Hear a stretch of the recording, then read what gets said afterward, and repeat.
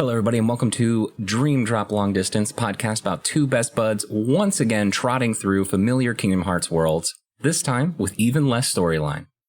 How are you today, Mitchell? I'm good, man. And you are not wrong. There is a little bit less storyline than what we're used to working with here. But I don't necessarily think that's a bad thing. We'll see. I'm undecided for right now.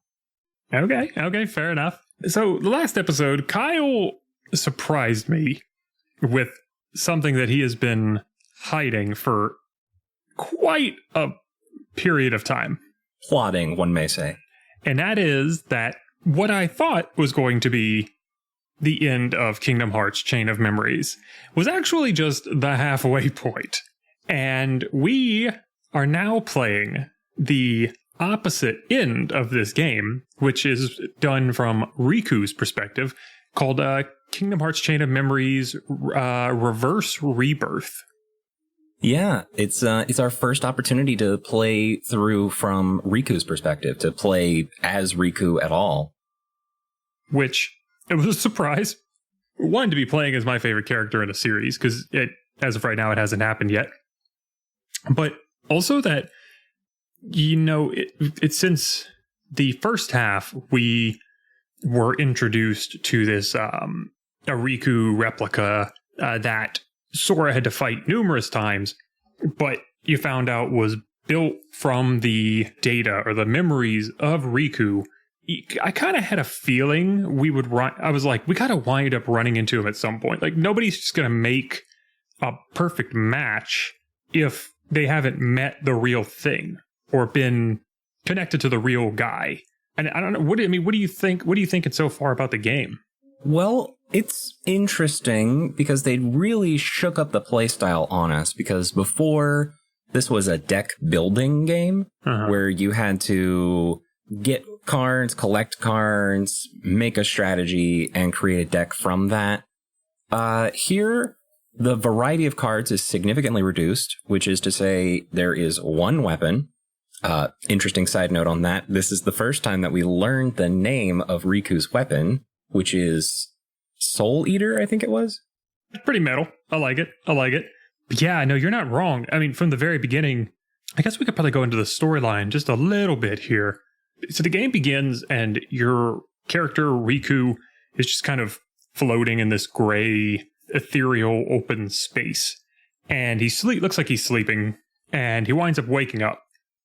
So just as a reminder, where we last saw Riku was behind the door of the light, or the door to Kingdom Hearts. He was on the other side, on the dark side of it, with Mickey. That's the last time that we saw him. Yep, with King Mickey. And he's basically kind of floating. Yeah, so he's just floating in this void, and a voice, deep voice, starts to talk to him and tell him to go back to sleep. He's just kind of sleeping here, apparently, in this place between light and dark or something. And it wants him to just stay in the darkness of sleep for eternity. But then a card manifests in the middle of this void, and the same voice offers him a path to the truth, but warns that the truth is going to bring him pain. That voice, actually, one thing I noticed specifically that it tells him is it says, you should go back to sleep. Sleep is safety. And I was like, ooh, yeah, that's spooky. The truth will bring you pain where sleep will not, as what he seems to be getting at here. Yeah. But of course, Riku takes the card, and where does he wake up, Mitchell? So he winds up waking up in the bottom floor of, or what we don't know quite yet, but you find out is the bottom floor of Castle Oblivion. Way down in the basement. One would even say 13 floors down in the basement. 13th basement, bottom floor. He takes the card and he's able to go through the door just like Sora had been, and the door takes him to Hollow Bastion, or a recreation of it from his memories. I think that's explained by the voice a little bit, but the voice kind of doesn't reveal itself or identify itself at any point. For a little bit anyway. Yeah, it's like you kind of have an idea of who it is, but because it winds up telling him, you may have drifted here at some point, and because you've been close to the darkness, and it actually offers him one more chance to sleep. And Riku says, one of my favorite lines, "No, this seemed like a boring place to take a nap anyway." Which I was just like, this kid, I love him to death. He's so great. But yeah, no, like you said, he winds up going to Hollow Bastion. There's not like a whole lot that happens. I mean, I find it definitely was a bit more story development in this world because he had such a long stint here. Yeah, we learned something, actually. We learned that Riku had a bedroom in Hollow Bastion, which is not something that you ever got to explore or think or care about in Sora's story. But that's an interesting little detail. It's like one of the only unique rooms that you'll visit in this game. Yeah, and he actually, in the dialogue as he's talking to this voice, he's just like, why is everything so empty? Why is this room empty? Why is there nobody here? And the voice tells him back that, you gave up all of your friends, family, and home to chase this darkness, this power. So why do you think your memories would have any of them in it? Why would you think any of them would be here? Yeah. And then he mocks him for throwing all those people away and then throwing the darkness away. Well, what did you expect to have? You have nothing. Yeah. But then who shows up? None other than Riku's first Dark Master or whatever, Maleficent, who, oddly enough, unlike Sora's version of Maleficent in the memory world, this Maleficent is completely aware of the fact that she is a memory and is also weirdly aware of the voice that's speaking to Riku. So I'm not really sure what to make of this at this moment.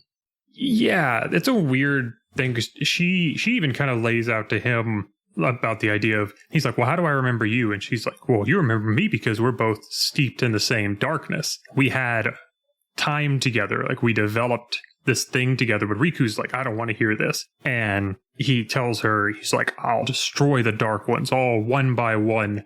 And basically he's just not wanting to hear that he made a bad choice. And now he's having to deal with the consequences, and his memories are coming back to almost haunt him a little bit.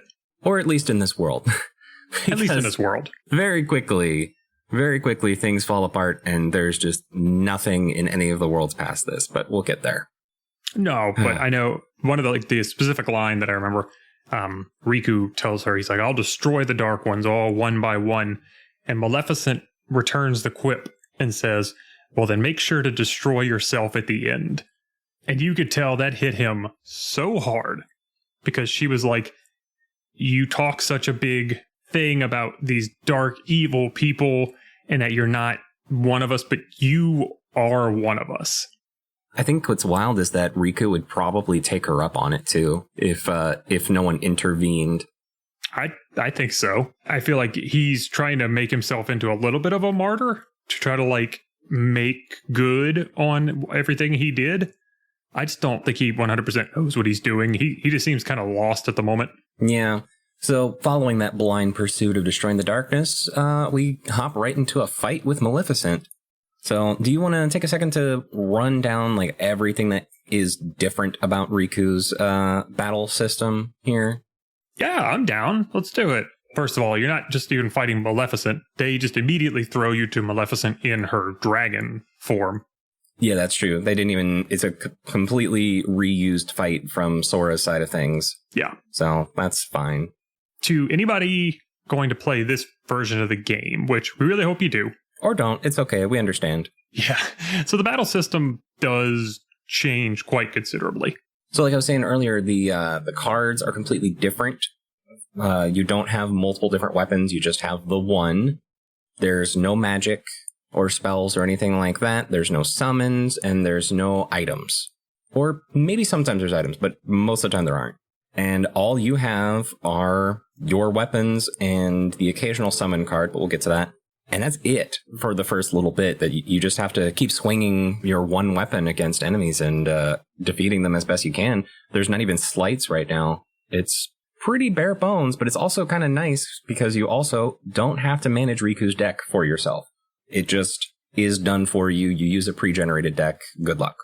What do you think about that? Because I am not a huge fan of the fact that I can't go and adjust where cards are put in the deck in terms of value.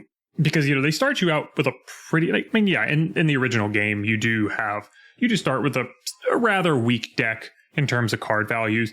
But this one is pretty low to start with. The only thing I find that really works is that the game, in order to help you out with the fact that most of everything you're doing is just physical damage at this point, and you can't do any kind of magic. Like I said, there's no summons as of yet. There's no companion cards. They also don't give you any potions. And so what they do instead is that basically all of the smashable environment items that you normally might get, like a card drop from, a heal or a Moogle points, stuff like that, all that just completely thrown to the wayside. It's only HP orbs. That's it. All you need. Yeah, because all throughout Hollow Bastion here, there's no way to heal yourself. No. That's a good point, other than to smash the environment stuff. Or, take an HP up as a level up. Yeah, which, that put me in a bind a couple times. This game does a really good job of being like, oh, hey, here's an item you can smash to try to get some health.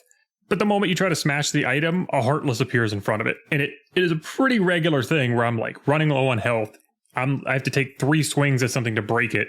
And right before the orbs are absorbed by Riku, a Heartless attacks me. And I'm just like, dude, no. Get through a fight. But unfortunately, because you got into that fight, when you try to re-hit that item to get those health orbs, it won't let you. They're gone. Yeah, it's not good in this early stage.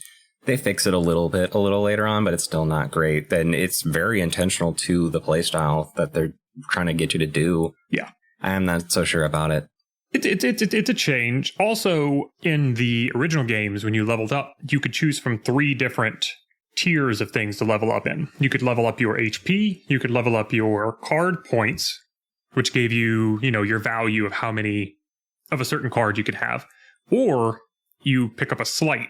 And this one, as of right now, you have HP, you have AP, which is your overall how strong you attack, which over time has shown that the higher AP, the bigger value cards they start to give you over time. No, not quite. It's literally just about damage. Your deck, your deck is preset depending on what world you're in and what battle you're in. What you'll notice, we can cut ahead just a little bit here. After this Maleficent fight, which is a joke, you go out into the hallway and the voice reveals himself as Ansem. And as you do, you fight him. And your deck is completely different for this fight because it is not the Maleficent fight anymore. See, that didn't even register to me. We'll talk about it later. There's a later fight that I noticed that I had higher card values, but I also had leveled up right before then, so I assumed that was the reason. I didn't realize that the values change in regards to the fight. That's interesting. And very annoying, because it means you can't practice the order, get comfortable with, these cards are here, got some zeros there. You don't have any of that because your deck changes when you move into another room. Yeah, that is tricky, especially whenever, in the last edition of the game, you kind of just started to really feel your deck after a while, and you knew how it operated. So that is tricky. But like you said, we do go into a next room right after beating Maleficent, and Ansem shows himself as the voice that we've been talking to this entire time. Yeah, he says to Riku something along the lines of, darkness is your weapon. You must accept it. And it doesn't go well for Riku at first. No. Ansem's like, just surrender to me again, accept the darkness, and Riku just yells, not a chance. And as he tries to attack, Ansem just lifts a hand and with the sheer power of darkness blows him back across the room. And rubs it in his face that Riku is weaker than Sora. Directly calls him out on that. Sora beat me and you could not beat Sora, so get lost, punk. Yeah, he rubs it in his face, and it also tells him, he's like, I'm just telling you now, only darkness can offer all the power you will need to do what you want. It's basically telling him, not only are you weaker than your friend and weaker than me, but you're never going to amount to anything unless you just deal with it and let the darkness take you.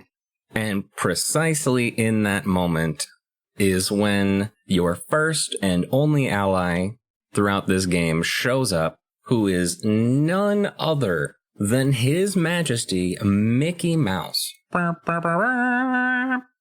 yep, that little squeaky voice just yells, "You're wrong!" And it's adorable. And you're just like, oh my god. Yep. Yeah, Mickey Mouse out of nowhere, and he reminds Riku that the light is always there, even in the deepest darkness. The same lesson that we learned in the last game.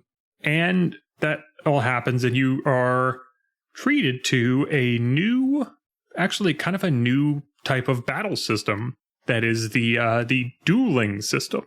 I hate this dueling system so very much. I dodge it as much as I can. So did anybody so basically what they've decided to do is they implement this thing called duel. And what'll happen is if you happen to play a card the same value as somebody else, you can press triangle, and all of a sudden the word duel runs across the screen, much like a Yu-Gi-Oh episode. And all of a sudden your opponent plays a card. And you play a card. And if anybody ever grew up playing the old card game Battle, where it's like, I play ace, you play a jack, I play a 6, you play a 4, higher value wins. But there's a unspecified amount of time. I think you have to be faster depending on how strong the enemy is. But you have to break 4 of their cards in a row. I think it's 3, 5, and 7. So most of the weakling heartless are 3, some of the higher ones are 5, and then bosses are usually 5 or 7. So if you succeed, you actually do some pretty good damage, and you do a little bit of an area of effect type attack, which can be really beneficial. If you don't, though, which I find has happened to me much more than succeeding, you're basically stunned until the next opponent attacks you, which can be quite detrimental in a game where you can't heal yourself in a battle. Yeah, it's really frustrating. They force you to learn it right here in this battle. And they teach you some other things. Like, I think they force you to break some of his cards quickly is another thing. Yep. Like, not just breaking cards, but the speed at which you break them matters now. All building up to this other system that they're introducing at the same time, which is darkness. So it all builds up to this darkness system where you're supposed to build up 30 points. Which is like, let's say enemy plays a 4, you play a 5, that's 1 point. Unless you do it really quickly, then it's extra points. I don't know, it's a mess, but it racks up pretty quick. And then when you do get enough darkness, you transform into the dark Riku skin, and you start dealing more damage. You gain access to slights, finally, and anything that you would normally do just gets a whole lot stronger. Until you're broken out of that form, which happens by taking damage, having your cards broken, and that might be it. I think it's just those. Yeah, it's just those 2. How long it takes for those 2 things to happen is based on your darkness points, which is that third thing that you get in the level up. It's a mess, but I kind of like it. Kind of. When it works like anything else. But I agree. For one, it takes quite a bit to make these abilities really function properly. Unfortunately, to me, they're very easily busted by your enemies. And that makes it kind of weird. Also, and I don't want to go too far into the darkness point stuff right now, but we will get into some of the nitty gritty on why that form is pretty cool, but also sometimes why it can be a hindrance to the playstyle. No kidding. So anyway, we get out of that goofy tutorial. And Ansem gives Riku a challenge and says, go through this memory without using the power of darkness. And then Ansem tempers Riku's darkness, which is what unlocks that special power for him. And you go up the stairs and it cuts to another scene. We get to see a little bit more of the organization. We do. We're introduced to 2 more characters. The way describe him, one of them is kind of tall and slender with long blue hair. The other one is a bit more, he's a big guy, kind of steady built with the most square chiseled jaw I think I've ever seen. Our blue-haired character is named Zexion, and the square-jawed, more Neanderthalish-looking guy is Lexatius? Is that how you pronounce it? Lexius? I had a hard time. Lexius? Yeah, the names are getting kind of wacky. Yeah, I don't know what they're doing with all this, but the two of them are having a conversation, and Vexen shows up too, which tells us that this is happening somewhere during the events of Sora's story, because otherwise Vexen should be dead. Yeah, in my note, I was like, oh snap, Vexen is here. So kind of like you, I was like, so this had to have happened most of the stuff with Sora. And they get to talking, and Lexatius actually tells Vexen, because Vexen is getting a little frustrated, he tells him to cool it. So I'm like, ooh, this guy must be a higher rank. I don't know what rank it would be, though, because Vexen says that Zexion is number 6. And I think, if I remember correctly, Vexen was number 4? I think we found out he was number 4, which, I mean, that would mean Lexatius is, 1 through 3, I guess? Or maybe 5. I don't know. There ain't no telling. So that's true. That's true. I didn't think it could be where it could be a reverse. But they get to talking a bit more, and Zexion says he sensed Maleficent in the castle, or a really good double. Yeah, he recognizes that and another scent that he doesn't recognize, but says that it's similar to the Superior, as he calls it, with a capital S, Superior. Oh yeah, he makes sure to point like the Superior, which we have no idea who that is. No. But yeah, we have no clue. So far, nobody has mentioned anything about the Superior. So this is a new character or a new entity has been put on the board. I think it's weird that he must be referring to Riku, right? When he says that this second smell that he's catching is similar to the Superior. I'd assume so, because as of right now, they don't know that Riku is there, that I can tell. But they actually decide because they're like, well, what should we do? And Vexen pushes, we should wait and see what develops further, and then make our move. Yeah, he doesn't really want to do anything about it, which is kind of interesting, probably because he's got his own stuff going on in the upstairs. Of course. But the thing that I think is really interesting is that it means that the organization did not intend for Riku to be here. Well, if they didn't intend for him to be here, how did he get here? Yeah, that's a good question. That's a good question. Because we've already figured out that like Sora was kind of coerced unknowingly into being there. Yeah, he was kind of baited both by Naminé and by that weird hooded figure that he saw way back when, which in hindsight was probably Marluxia, but I don't know. I don't think it really matters. I don't think so. But then another cutscene comes up, and Riku stops, and he realizes he's like, I can literally smell the darkness seeping out of myself. Which, one, means that darkness has a smell. Apparently. Is not described in any way, but he can just smell it, and it's in his skin. That's kind of weird. Yeah. I have to imagine it's kind of like somebody who's been like a lifetime smoker, and they're like, oh yeah, I can like smell that you have been. That probably somebody who has been enveloped with that kind of entity for that long, it probably starts to kind of affect your physiology. Yeah, that's true, especially as he's trying to avoid it now. So it's like somebody who quit smoking and is like, oh no, you smell like cigarettes, get away from me or something. It's a good analogy, actually. Something in that realm. That's about the best way I could describe it in terms of, I personally I don't smoke, and I also have never been enveloped by a universal darkness. So I don't have a frame of reference. I've done one of these things. I won't say which, but I've done one of these things. Look, all I'm hoping is it's the enveloped by universal darkness. Anywho. I won't tell you. But so, he's freaking out a little bit, but then who shows up to kind of calm him down? Once again, ya boy, Mickey Mouse shows up, but this time he's in a weird spectral form. Mickey Mouse is a ghost. He died and no one saved him. And Mickey says that he projects some of his power to Riku. So Mickey's not actually there in Castle Oblivion. He's somewhere else, just projecting his power. which I don't really understand why Mickey doesn't do that more often, but I won't question it because I'm just glad he's here.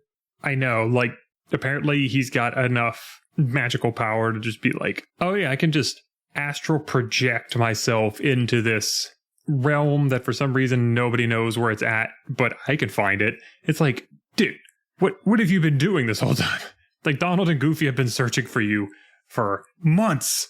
I mean, clearly Riku is just more deeply connected to King Mickey than Donald and Goofy are, and they should be ashamed of themselves. Oh, King Mickey does say that. He's like, there's always a light, and he asks Riku a request, and it's to never forget that there is always a light, and that's like from his heart, which is adorable listening to him say that. And he reiterates to Riku, he's like, we've been through all of this, just know that like you and I are connected. I was like, does he mean like as friends, or are they somehow like magically connected? Well, I think in the world of Kingdom Hearts, they're one and the same. Fair enough.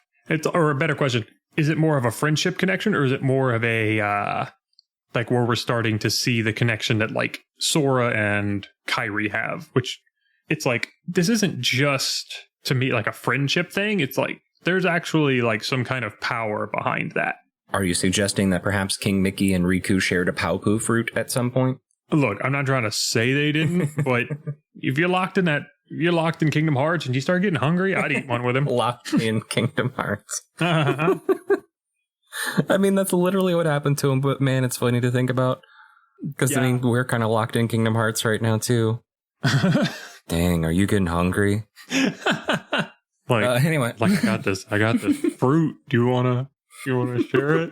Good God. So anyway, we get handed a stack of, we got handed a stack of cards from Ansem. We can go through the worlds in any order we want. We just decided to do Traverse Town first because that seemed like the right thing to do.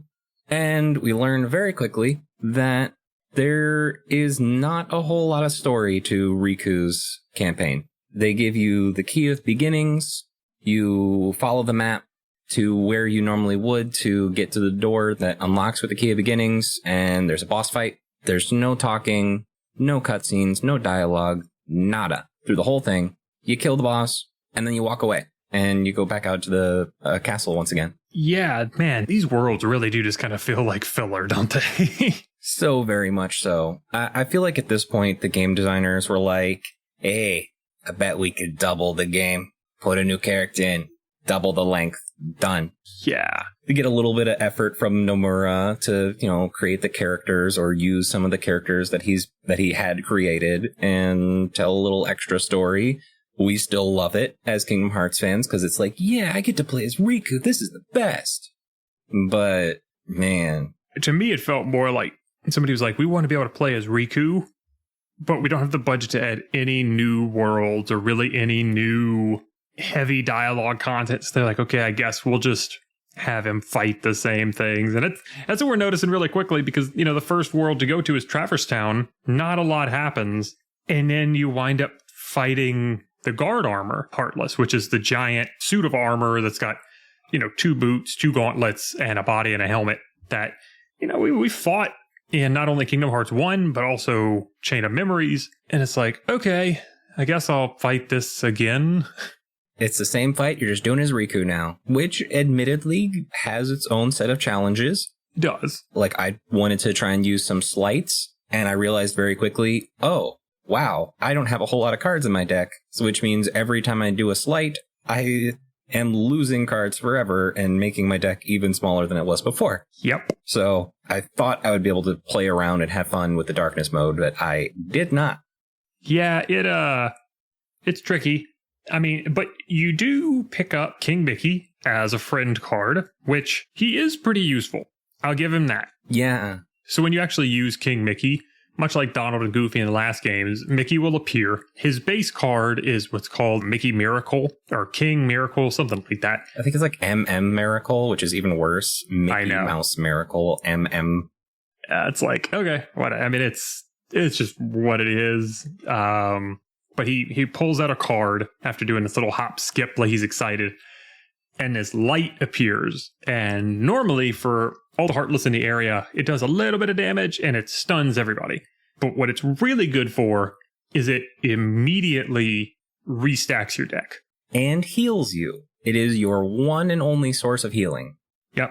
So King Mickey really is a lifeline in this game. I've been actually managing to keep a good balance with my cards. What I've been doing is like, sometimes I'll use them for healing. Most of the time I can get between levels with the HP that I got or the HP I find around the map. But so I don't use him for healing too terribly much. But what I really like is this ability that he has when you stack him and 2 of Riku's weapons while you're in darkness mode. Because you just start absolutely blasting. Yep. Yeah, inverse something. It's inverse burst. I know exactly which one you're talking about because it's my favorite one too. I have been destroying Heartless with that thing. It's not very good against bosses. No. I mean, it's probably like okay, but at that point, if you're in a boss fight, you probably want to just save your Mickey cards to be healing. Yeah. So to describe to anybody, you have your normal Mickey ability, which is to stun, heal, and restack your deck. But if you go higher card values, you get what's called Magic Burst or Holy Burst or something along those lines. You just have to stack Mickey and 2 of Riku's cards. Doesn't matter what they are. Okay. And so basically Riku and Mickey grab hands and they start spinning in a circle and they launch out these like light orbs at enemies and they hit them. Sometimes it'll like seek them out and hit them. And it's really good for mobs. But in Riku's dark form, you can use this and it gives you what's called the Inverse Blast ability, which does more damage, shoots out more of them, and actually you spin faster, that I've noticed. So it works really well. Yeah, I find myself able to like control it a little bit too. They give you a little bit of control, like you can slow down a little bit and put a couple extra blasts into somebody. I don't know. Mm-hmm. I haven't been able to reliably do it, but I've definitely noticed like, oh, as I move the stick, things are happening. And you can move while it's happening too, which is really crazy. Yeah. But useful because it lets you actually pick up the darn XP crystals that fall everywhere. I know. Also, I will say, in Riku's dark form, I think you have to stack over a value of 20. He uses what's called Dark Firaga, which is basically he just charges up a Hadouken from Street Fighter and just blows the majority of normal Heartless completely to hell. And it's so fun. Yeah, I don't like that one too terribly much. I mean, it's useful in boss battles sometimes, but if I can, I'd go for either the lower one or the one that you get if you stack all 9s. The one if you stack all 9s is that insane attack that Riku does where he just is teleporting through and just stab.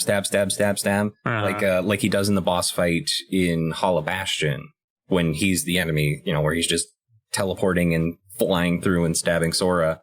Same thing here. He's able to do that if you stack 3 9s, which feels really cool. But the problem is they don't give you a whole lot of decks that actually have 3 9s to be able to do that. So they just don't like their fans very much. Yeah, no, they're like, unless you're fighting a boss, just whatever, figure it out.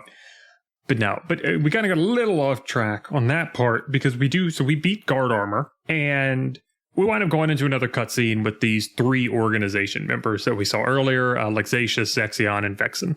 Yeah, Zexion identifies that Riku was that smell that he recognized earlier. Guy's got a nose like a bloodhound. Yeah, I don't really get that one. I'd like to learn more, but they don't give us a whole lot to work with for Zexion right now. Mm-mm. They talk about Riku, though, as a known entity. You know, they say, like, Riku, I thought he was in the realm of darkness. I don't know how they knew that. Like, the organization must have an incredible network of intelligence gathering or something to know that. Well, I know at one point, Zexion says that Riku's existence was once doubled in the darkness, which is why he may have been mistaken as the superior. I have some ideas of why that is, but I can't say anything about it without getting into the future. And I figure we'll just leave the future alone. Oh, yeah, I completely agree. Vexen then says something along the lines of, you know, his existence actually resonates with that of another hero. And he says that Sora arrived earlier and Marluxia is using Naminé's power to mess with his heart.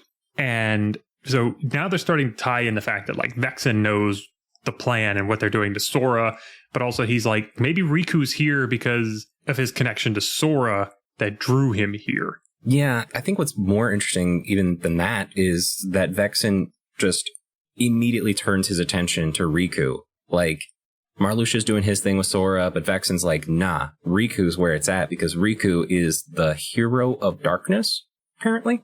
Yeah, I caught that too. He kind of is just like, he's like, yeah, you know, Sora's the Keyblade master and blah, blah, blah. Because Zexion actually seems annoyed because he was like, you know, we weren't consulted about this plan for the Keyblade master. And Vexen looks at him and goes, Marluxia desperately wants the Keyblade master for himself. But that's just silly because Riku, the hero of darkness, is much more interesting. Which tells us that the replica has not been created at this point. He's only like just now seeing Riku and deciding what to do with this hero of darkness that he stumbled upon. Exactly. After that, it cuts away, and which world do we go to? We go to Monstro, basically at random. Yeah. Nothing happens in Monstro. It is the exact same world that you did as Sora. There are ship parts inside of a whale belly. All the rooms look the same.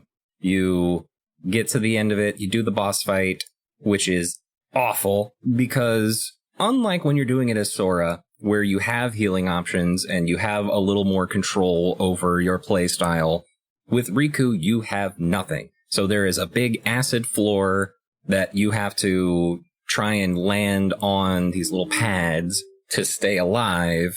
No, I did not like this fight at all. It also wouldn't have been quite as hard if the pads that you were fighting on weren't rotating at the same time. So it's like you can't heal. It's hard to stack the darkness points for ability. It was just a weird fight. I know they were like, oh, we have to give him a boss fight.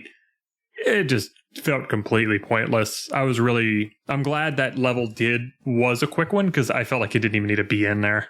I think they were just like, there are 13 worlds. You will go to 13 worlds. And they just like gave them back to you again. So it's okay. It was over and done. And we get right back into the story of it all, right? We do. Thank God. And, you know, Riku winds up back in Castle Oblivion, and he is greeted by Vexen. Yeah, Riku asks whether Vexen is working with Ansem, because obviously Ansem's the only other person that he's encountered in this castle that isn't Mickey Mouse. Yeah. So, interestingly, Vexen gives us our biggest clues out of anything, right? We learn so much right here. Like, Vexen says that it's half correct that he is working with Ansem, but he says that it's not the Ansem that Riku knows, but instead it's an Ansem that can best be described as a nobody. With a capital N nobody again. I love that line of, well, you're half right. And it's like, reiterate, what are you talking? He's just like, no, I won't. It's like, Vexen, you mother. And I liked what Riku actually said in that moment. He's like, riddles were never my thing. Try again. I know. Oh my God. What a guy. He's such a little edgelord. I love it. So the only other clue that Vexen gives is that the Ansem that works with the organization walks the twilight between light and dark, just like Riku does. But then Riku very uselessly just decides to tell Vexen that he smells bad because he's a wielder of darkness. And then they fight. I know. That line, just like, you smell a darkness, you. And then they get in a fight. And you do wind up beating him. And Vexen just kind of gives off the same, like, interesting. I might be able to use you. Not like to say that in those exact words, but you can just see it in his face and in the way that he kind of snickers and disappears, that he has some kind of plan. Like, kind of the same way when we fought Sora the first time. He was like, I used that as a way to analyze you. Yeah, he got valuable data, he said. Valuable data. And that's where it just kind of ends right there. Like, okay, well, no more story. You got to do another filler world now. What was the next filler world, Kyle? We went to Agrabah, Arabian Nights. Yep. And much like the Monstro level, you know, you walk in, there's maybe only like 5 or 6 rooms in total. You don't meet anybody. You just fight from one room to the next. You level up a little bit. And then you immediately fight the genie version of Jafar. This fight was fine. I didn't have trouble with it. I didn't die during it. The The only thing I will say I kind of had trouble with was his laser attack. Yes. Because it was always an 8, and I did not have anything higher than an 8, because they really did not give you good cards to work with on this world and in this fight. I don't know what they were thinking. Maybe it was on purpose. But eventually, you just keep swinging at Iago's lamp that he's carrying around, and he goes down just like he does his Sora, but it's a lot harder. Yeah, it was weird because his laser was always an 8 value card, so you had to break it with a slight, no matter what, because you had nothing that high. The only issue I had with this fight was that, I don't know why, but a good bit of the time, when I would do like a jumping attack, because, Iago's flying around with the lamp, he would miss. And I don't know why he would miss. He would always like go over Iago. And that honestly was the main reason, because I didn't die, but that was probably why that fight took twice as long as it should have. It was hard in a weird way rather than in like a pump up your numbers and come back kind of way or anything like that. It was just, your deck sucks. Good luck. Yeah. I don't know. It probably might have made a little more sense in the 2D, but in 3D where you really have to hit to deal damage, it's a little awkward. I agree. But, we get through it, and we're back in Castle Oblivion. Yeah, and it cuts to a scene of Zexion and Lexius, where Zexion is explaining about how Naminé is shuffling Sora's memories. So if anybody hadn't played, if somehow you hadn't played Sora's side of the story, here it is. It's all laid out for you. But he's worried that Marluxia is going to succeed. Because, obviously, Marluxia and Larxene are a splinter cell within the organization, and they have no idea which side Axel is on, which is perfect, beautiful. No, love that. Biased opinions, Kyle. It's basically, it sounds like nobody really knows what side of the field Axel is playing on at any given time. He's an independent man, does what he wants. He is.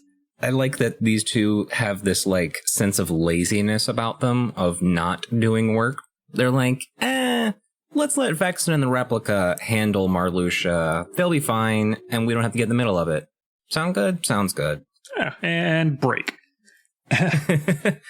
Then we go to the last of the world cards that we currently had in this set, which is Neverland.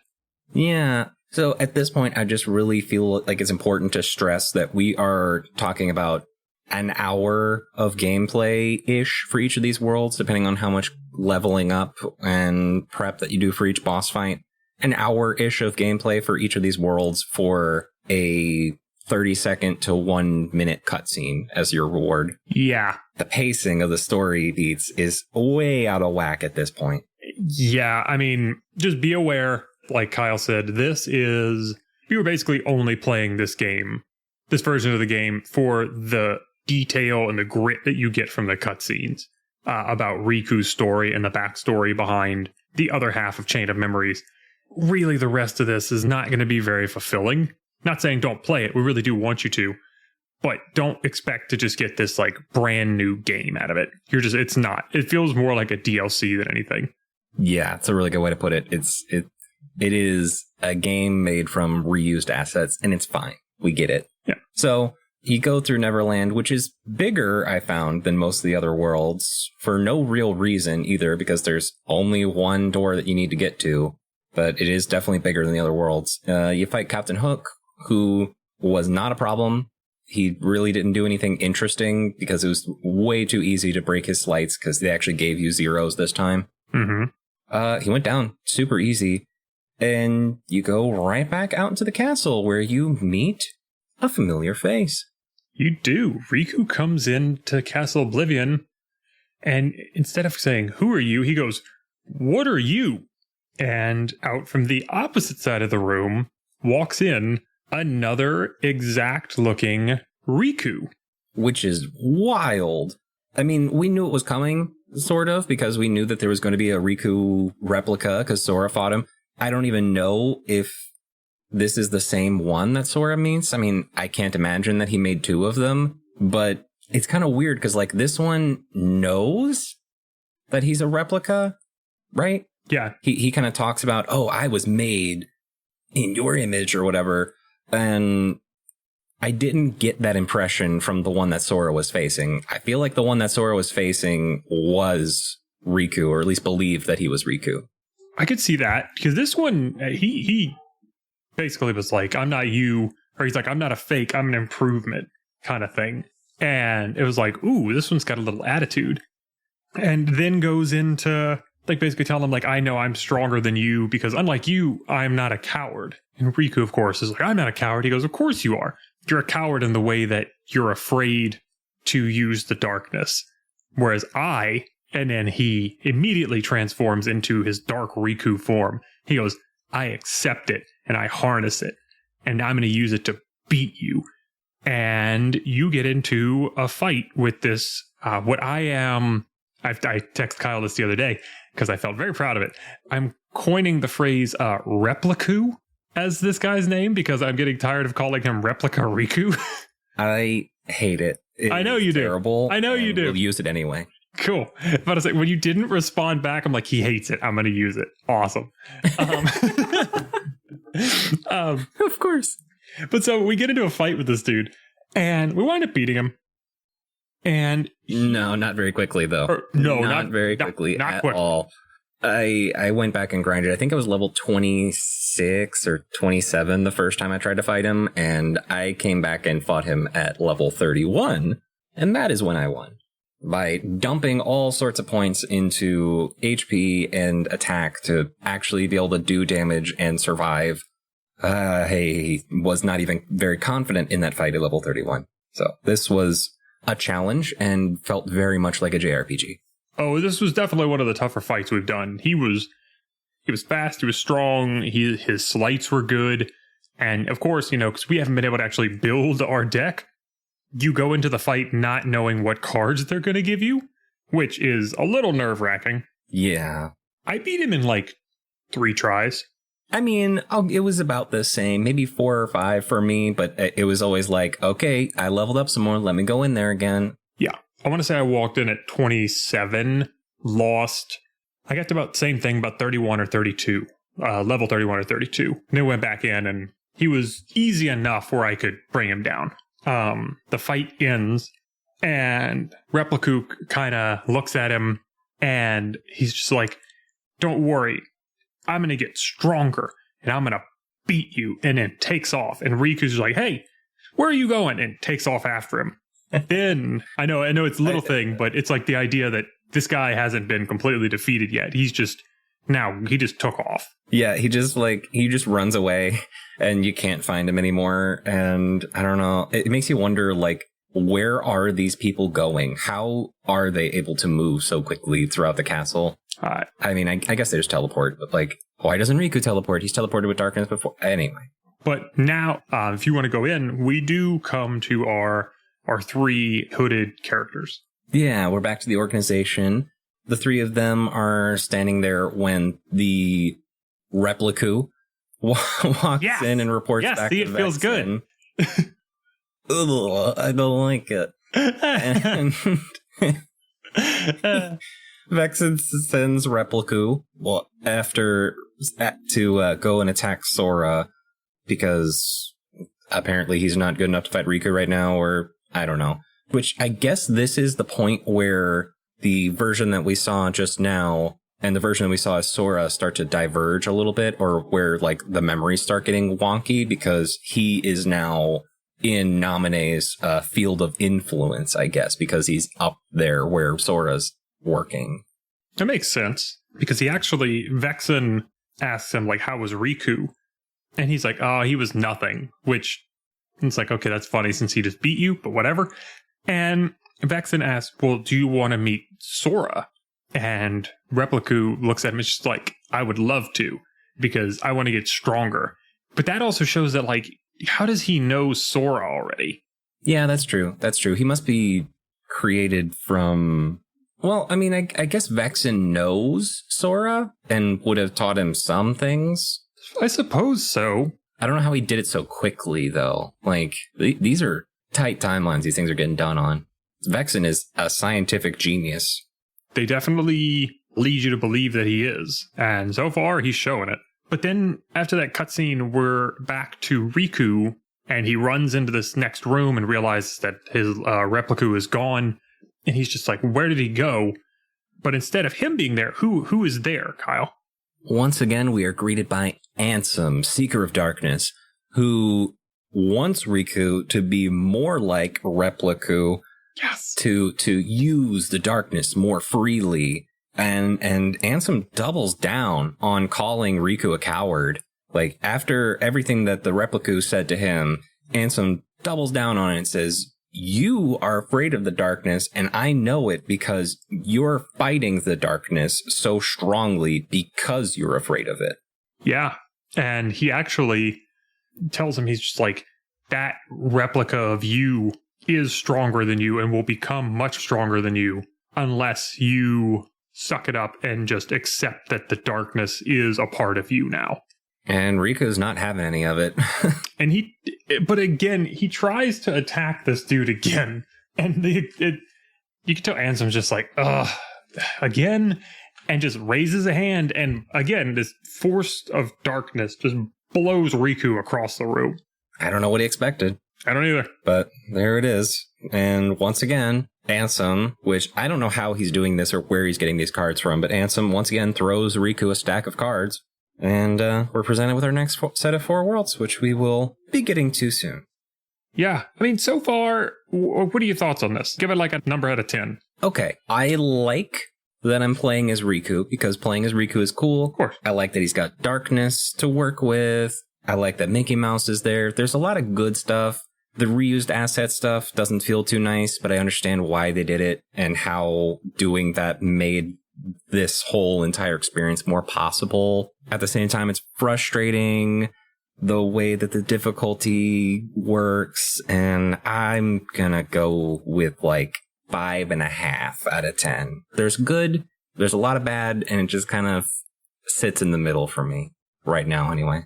Yeah, I was sitting right around like 5 to 5.5. I just don't know if this has enough originality in it to have justified like a whole other half a game. To me, this should have been take out all of the little filler levels and just have all of it happen in Castle Oblivion. Everything is a fight through Castle, other than like maybe the Hollow Bastion or worlds that specifically Riku would have these like deep-seated memories like Hollow Bastion. Everything else, like throw it away. Like we didn't need it. If it's a shorter campaign, cool. But at least, you know, you're not having to dive into a lot of things for no reason. Because this storyline doesn't really benefit from the extra Disney fluff. It just doesn't. This is much more of a JRPG storyline than the normal Kingdom Hearts-esque mix of JRPG meets Disney, if I'm making sense. I get you. Yeah. It's a weird game. It's a weird moment in a weird game. Yeah. Oh, no, totally. But it also, I'm very glad that they did give us this, because how often do you get to play a game where you have 2 characters that are so beloved and they give you the opportunity to play as both? Oh, yeah, absolutely. I mean, honestly, I'm looking forward to the full game where we do get to play as both, and that is the whole point of the game, but we're still a ways out from that. We've probably... Oh, boy. We are months away from being able to play that game. I'm looking forward to it. I think it's going to be awesome.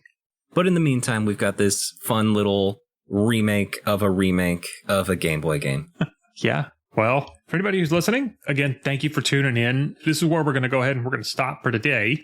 The next episode is going to encompass the next set of worlds that we're going to and any other wacky hijinks that Riku gets into here in Castle Oblivion.